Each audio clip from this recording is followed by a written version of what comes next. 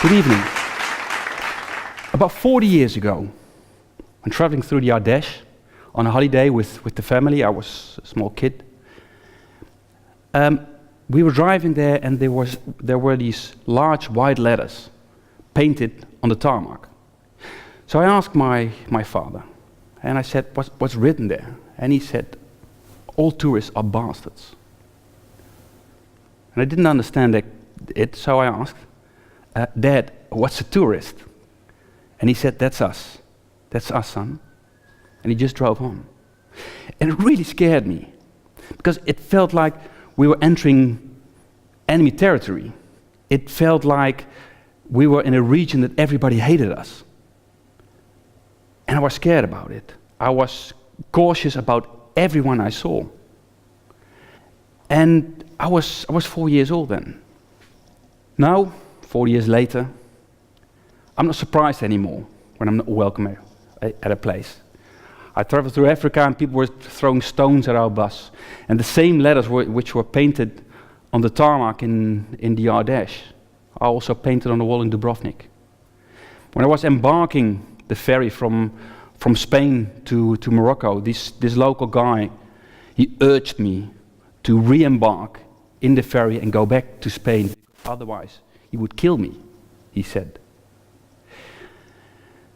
So there are many places we're not welcome anymore. It's overtourism. And the problem of overtourism is real. In Venice and Dubrovnik, people have fled their homes because of overtourism. The locals in Barcelona, they avoid their own Ramblas. And it's a huge subject at the moment in the travel branch. And I even have this discussion with my brother.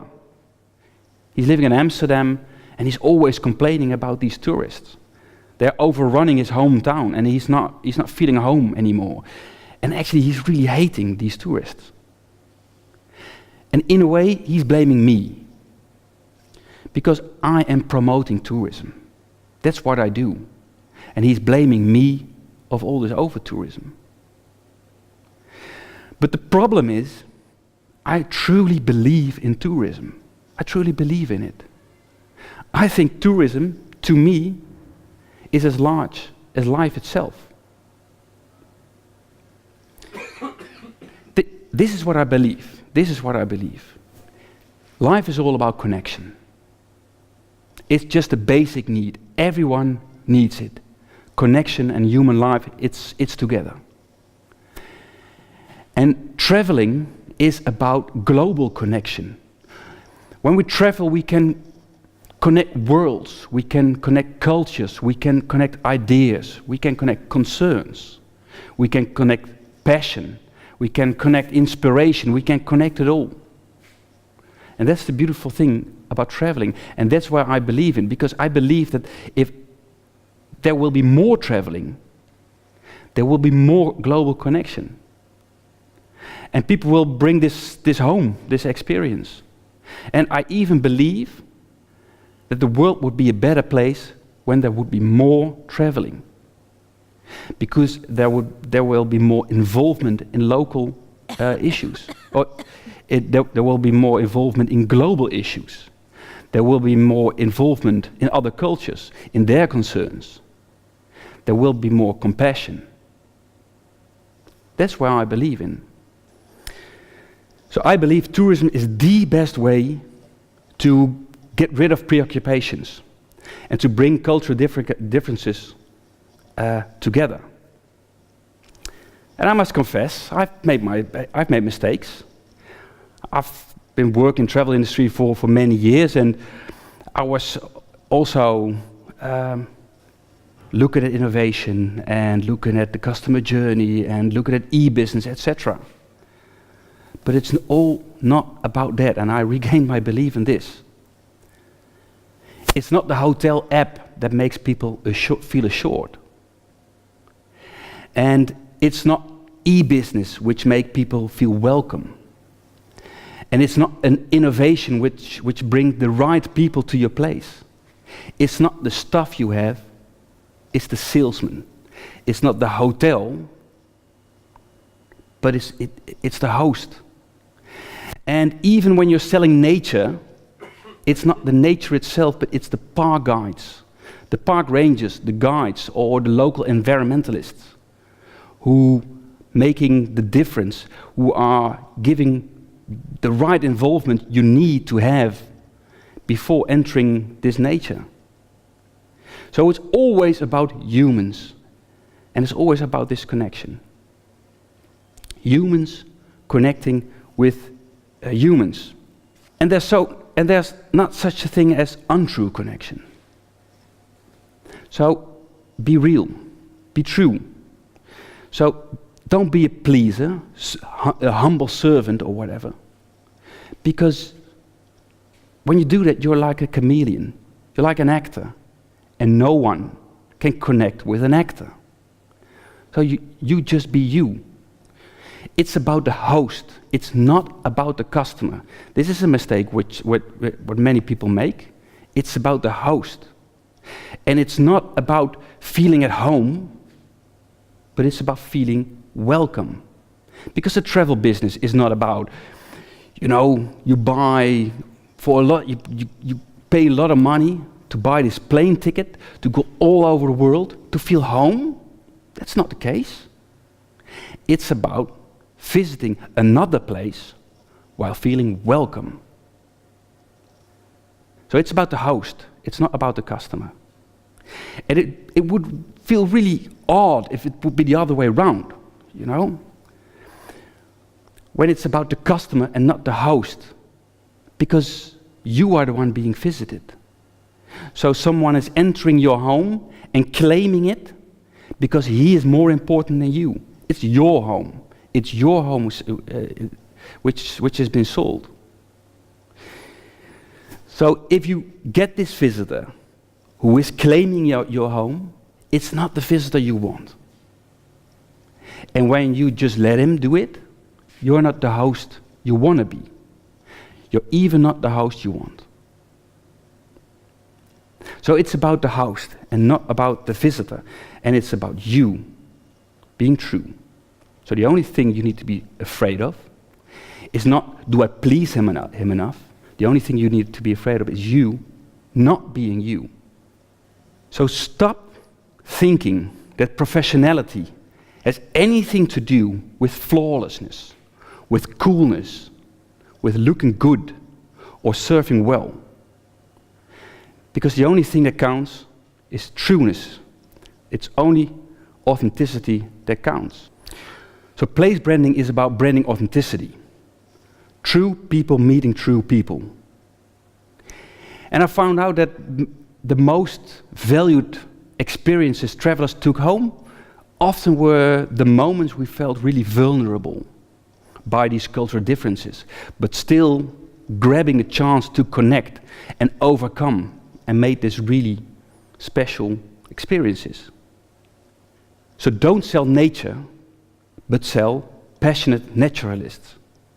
And don't sell guided bus tours, with this headphone information, and you are looking on the top of the heads of the people there, and you got only the information about these buildings, but introduce proud locals to tell about their place. And don't show cultural heritage buildings, because you are not what your grandfathers made. Show today's life. Show today's people. When you do like this, when you are true, you are sympathetic. And it might seem that I'm giving an idealistic speech right here, but it's not. Because when you're sympathetic, you just sell better. Sympathetic people sell more than a bunch of braggers. That's just it. When there's no connection, there's no communication. When there's no communication, there's no understanding. When there's no understanding, there is no involvement. When there's no involvement, there is no compassion. And when there's no compassion, there's no tolerance. And when intolerance starts, hatred can start. So when this ingoing intolerance is going, hatred is starting. And that's how overtourism is starting. And you can make the choice as professionals. On behalf of a North African country, I was asked to promote his beach destination, their beach destination. But I refused politely. You know, having these closed resorts with walls and gates separating the guests from the visitors, having this butler lookalike guy offering me all-inclusive and endlessly cocktails with a lot of alcohol in it. Well, I know he's just a sound Muslim, but he's offering me all this. And he politely swallows his rejection. These places where you can have topless sunbathing in an Islamic country, and where there are guards protecting the beaches, so customers will not be harassed by locals. If I was the one who could promote this, and of course I couldn't. Are you insane? Of course I couldn't. This is everything I don't believe in. It is about connection, and this is very not about connecting. And some of these locals are feeling so outcasted by this, they even want to bomb the place. And it happened. It's not visiting, it's colonizing the place. So it's a winning or losing game. On the one hand, with overtourism. And overtourism is all tourism which is not connecting. That's it. That's the definition. If there's no connection, it's overtourism. So it's allowing to host more visitors than you can connect with. That's overtourism. But it's also having these closed resorts, so connection can't be done. It's also the travelers themselves who are just not willing to connect, but only are there to use your place. That's all overtourism. But on the other hand, we have this belief I have in tourism, it must be. The true connection tourism. Call it truerism. Call it truerism. True connection. And this is having exactly the right people to connect with. It's about the right match on tourists. In the number of tourists and in the kind of tourists. It's about targeting, it's about addressing, it's about hosting, and it's about appreciating exactly the right kind of tourist, the tourist you want to connect with. Overtourism and truerism. On what side are you, actually? To be on this truerism part, you first need to know who you are, and you first need to get your organization right. Because the basic of this is knowing that tourism needs to be a community issue. So it's not about companies, it's not about who's paying for it, but it's a community issue. But it's also the issue of authenticity and being true. Who are you? And when I say you, it's of course the entire community. That's quite a difficult question. What's your identity? What do you stand for? What do you love? And who do you want to connect with? And if you know who you want to connect with, go for it. Because it will enrich your life. Go for it. Go find them and go ask them to visit. Because these are the kinds you want. But these are quite difficult questions. I know. Actually, everyone has these questions once. At least I did. Who am I? What do I love? What do I stand for? What do I want to do with my life? These are quite difficult questions.